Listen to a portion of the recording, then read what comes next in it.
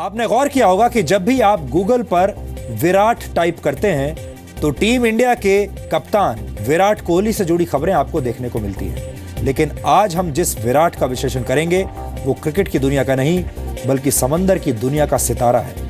मैं भारतीय नौसेना के एयरक्राफ्ट कैरियर INS विराट की बात कर रहा हूं, जिसने 30 वर्षों तक देश की सेवा करने के बाद आज संन्यास ले लिया। इसलिए DNA में INS विराट को एक फेयरवेल देना बहुत जरूरी है। आपको शायद इस बात की जानकारी ना हो, लेकिन INS विराट दुनिया का सबसे बूढ़ा एयरक्राफ्ट कैरियर है। यह ब्रिटिश नेवी द्वारा बनाया गया अकेला ऐसा वॉरशिप है जो अब तक टिका हुआ था। INS विराट को मदर यानी मां के नाम से भी जाना जाता है। हम सबसे पहले इसके बारे में कुछ रोचक जानकारियां आज आपको देना चाहते हैं। INS विराट को 12 मई 1987 को भारतीय नौसेना में शामिल किया गया था। विराट को सबसे पहले ब्रिटिश नेवी द्वारा 18 नवंबर 1959 को इस्तेमाल किया गया था। ब्रिटेन की रॉयल नेवी में इसे HMS हर्मीज के नाम से जाना जाता है। इसने अर्जेंटीना के खिलाफ हुए युद्ध में हिस्सा लिया था। इसके बाद 1984 में ब्रिटिश नेवी ने इसे डीकमीशन कर दिया, यानी सेवा मुक्त कर दिया। वर्ष 1987 में इसे भारत को बेचा गया और तब से लेकर अब तक पिछले 30 वर्षों से INS विराट भारतीय नौसेना के साथ था। आपको ये जानकर खुशी होगी कि INS विराट का नाम Guinness book of world records में भी शामिल है। यह दुनिया का इकलौता ऐसा वॉरशिप है जिसे इतना बूढ़ा होने के बाद भी इस्तेमाल किया जा रहा था और तब भी यह बेहतर हालत में था। यही वजह है कि इसे ग्रैंड ओल्ड लेडी के नाम से भी जाना जाता है। 30 वर्षों तक सेवा देने के बाद INS विराट करीब 2250 दिनों तक समुद्र में रह चुका है। इतना ही नहीं, ये करीब 10,94,215 किलोमीटर का रास्ता तय कर चुका है। इसका मतलब यह है कि INS विराट ने समुद्र में यात्रा करते हुए 6 साल का समय बिताया और दुनिया के 27 बार चक्कर काटने के बराबर मेहनत की है। इस जहाज को आप एक छोटा सा शहर भी कह सकते हैं, क्योंकि इसमें library, gym, ATM, TV, video studio, hospitals, दांतों के इलाज का सेंटर और मीठे पानी का डिस्टिलेशन प्लांट भी उपलब्ध है। INS विराट का मंत्र था जलमेव यास्या बलमेव तस्या, यानी जो समुद्र पर नियंत्रण कर ले वो सबसे ताकतवर होता है। INS विराट को आप कारगिल का शूरवीर भी कह सकते हैं, क्योंकि कारगिल युद्ध में लड़ाई सिर्फ तोलोलिंग और टाइगर हिल की चोटियों पर ही लड़ी नहीं गई थी, बल्कि इस युद्ध में अरब सागर का इलाका भी शामिल था। हमें लगता है कि देश में चुनावी खबरों के शोरगुल के बीच आज INS विराट को प्राथमिकता देना जरूरी है। ये एक ऐसा DNA टेस्ट होगा जिसे देखकर आपको गर्व का अनुभव होगा।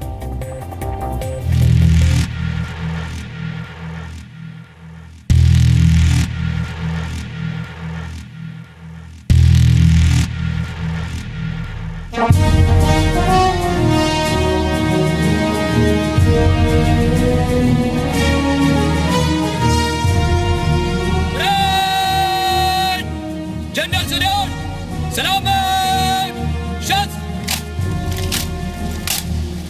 ये विदाई की बेला है। विदाई एक ऐसे योद्धा की जिसने 3 दशक से ज्यादा समय तक भारत की सेवा की। हो सकता है आगे आने वाले किसी जहाज का नाम विराट रखा जाए।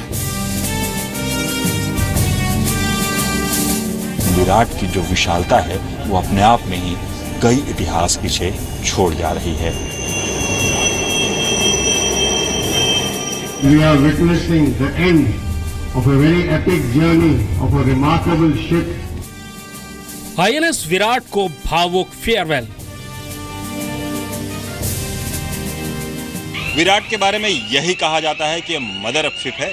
जिस तरीके से विराट ने अपने अद्वितीय सेवाएं दी हैं भारतीय नौसेना के लिए, वो जाहिर है कि विराट ने उन लोगों को यहाँ सेवाएं दी हैं, उन्हें अपने गोदों में पाला है जिन्होंने नौसेना का कमान संभाला।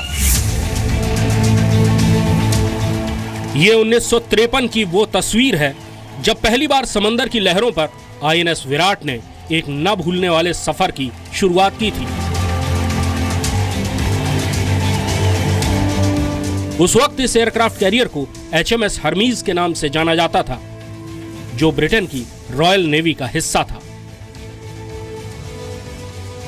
महीने बदले, साल बदले, लेकिन इस एयरक्राफ्ट कैरियर की ताकत में कहीं कोई कमी नहीं आई।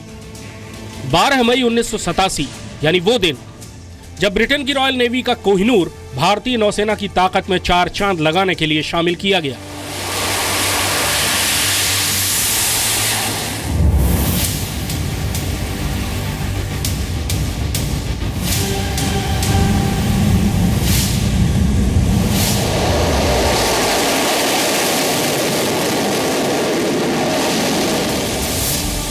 जहाज में जाते ही ये पंक्तियां आपको अपनी तरफ खींच लेती हैं।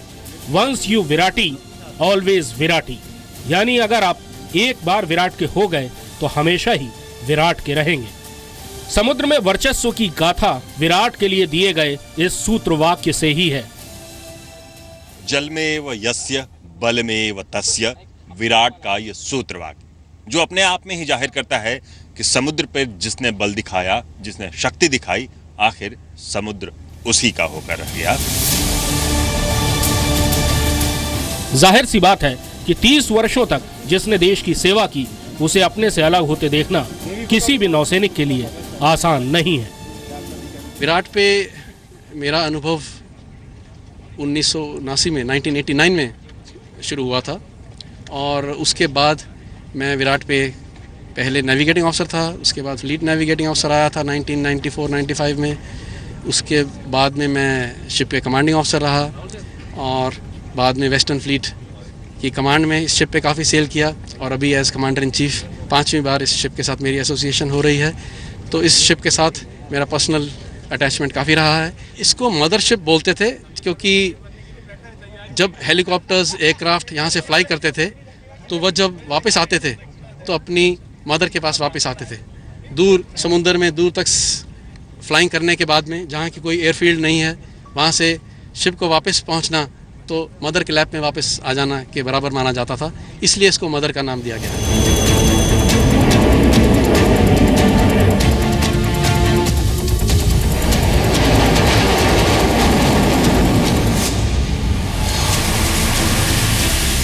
करीब 6 दशकों बाद यह एयरक्राफ्ट कैरियर आखिरकार नौसेना से रिटायर हो चुका है, लेकिन आज भी आईएनएस विराट की ताकत का लोहा पूरी दुनिया मानती है।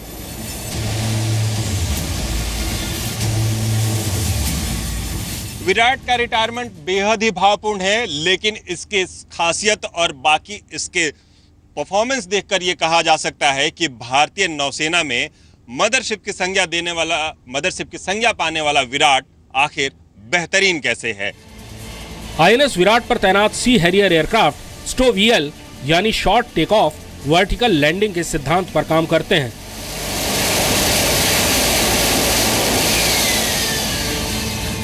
आईएनएस विराट से किसी फाइटर प्लेन को टेक ऑफ करने के लिए 100 मीटर से भी कम दूरी के रनवे की जरूरत होती है।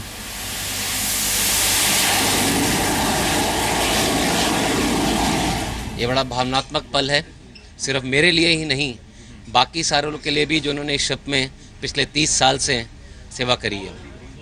जिस तरीके से हम देखें कि आईएनएस विराट ने भारतीय नौसेना में अपने अहम भूमिकाएं निभाई है, कई ऐसे पल आए हैं जहां आईएनएस विराट ने अपनी उपयोगिता सिद्ध की है। आखिर वो कौन कौन से जो आप लोगों को याद होते हैं? बहुत ही ज़्यादा पल है, मैं अगर सबको गिनाने लगूंगा तो सुबह से शाम हो जाएगी। पर ये शिप ने आखिरी जो डिप्लॉयमेंट किया था इंटरनेशनल फ्लीट रिव्यू के लिए किया था, वहाँ पे हम वाइजैक गए थे। 76 देशों के साथ वहाँ पे हमारे राष्ट्रपति जी ने अपनी पूरी फ्लीट का निवारण किया था।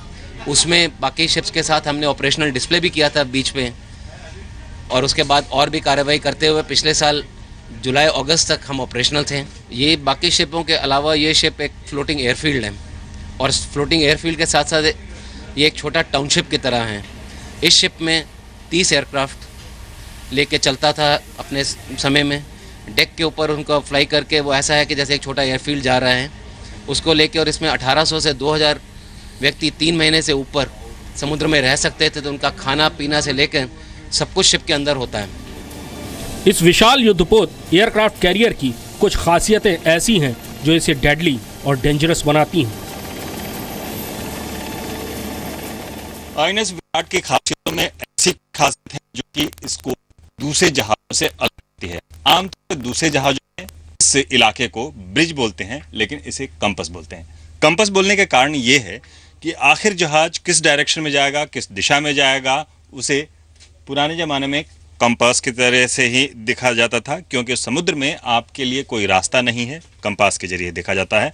और आखिर इसे किस स्पीड में, किस डायरेक्शन में, किस कोण में, किस दिशा में ले जाना है, उसके लिए इसी कंपास रूम से ही डायरेक्शन किया जाता था। आईएनएस विराट भले ही औपचारिक तौर पर रिटायरमेंट ले चुका है, लेकिन इसकी यादें तस्वीरों में हमेशा हमेशा के लिए जिंदा रहेंगी। हर किसी ने जिन्होंने इस आईएनएस विराट का परीक्षण और बाकी पर पुनरीक्षण किया, ये इसी इलाके में और उनके सिग्नेचर हैं। ये साथ में वो तस्वीरें हैं जो दिखाती हैं कि आईएनएस विराट के जरिए किन किन लोगों के जरिए कमांड किया गया। ये जरूर है कि नौसेना में किसी भी जहाज का अंत नहीं होता, उसी के नाम से दूसरे जहाज का निर्माण होता है।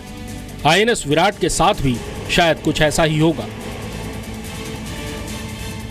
नौसेना में सिस्टम फॉलो करते हैं, जैसे कि विक्रांत, अगला एयरक्राफ्ट कैरियर जो बन रहा है उसका नाम विक्रांत दिया जाएगा, और इसी तरह ये नाम भी सूनर और लेटर रिवाइव किया जाएगा और दोबारा इस नाम का शिप होपफुली आएगा। बात चाहे ब्रिटेन की रॉयल नेवी की हो या फिर भारतीय नौसेना की, आईएनएस विराट जाते जाते सबको रुलाकर चला गया। और रिटायर होने के बाद आईएनएस विराट समुद्र के तट पर किसी बुजुर्ग सिपाही की तरह आने वाली पीढ़ियों को जंग के पुराने किस्से सुनाता रहेगा।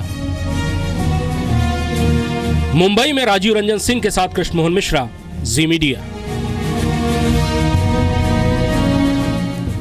आईएनएस विराट के बारे में यूं तो हमने बहुत सारी जानकारियां आज आपको दी, लेकिन कुछ जानकारियां ऐसी भी हैं जो ना तो किसी ने सुनी है और ना ही किसी ने आपको बताने की कोशिश की है। एक ऐसी ही कहानी रिटायर्ड एडमिरल अरुण प्रकाश की है, जो किसी जमाने में आईएनएस विराट के कमांडिंग ऑफिसर थे। आईएनएस विराट को याद करते हुए वो कहते हैं कि जून 1983 में उनसे कहा गया कि वो लैंडिंग और टेक ऑफ की प्रैक्टिस करें। बाद में जब आईएनएस विराट भारत में आया तो उन्हें कहा गया कि वो सब जाकर विराट का स्वागत करें। उस वक्त मॉनसून का समय था और समंदर काफी अशांत था। एडमिरल अरुण प्रकाश और उनके साथियों ने दूर से आईएनएस विराट को आते हुए देखा और उन्हें महसूस हुआ कि समंदर में भारतीय नौसेना की मां अपने बेटों के पास आ गई है। और तब से लेकर आज तक आईएनएस विराट ने भारतीय नौसेना के लिए हर वो काम किया है जो काम एक मां करती है। आईएनएस विराट को सेवा मुक्त किए जाने के दौरान आज एक बेहद भावुक पल भी दिखाई दिया। वर्ष 1987 से लेकर अब तक आईएनएस विराट के 22 कमांडिंग ऑफिसर्स रहे हैं और विराट को अंतिम विदाई देते समय इनमें से 21 कमांडिंग ऑफिसर्स आईएनएस विराट के डेक पर मौजूद थे। विदाई एक बेहद संवेदनशील क्षण होता है, शायद मिलने से भी ज्यादा संवेदनशील।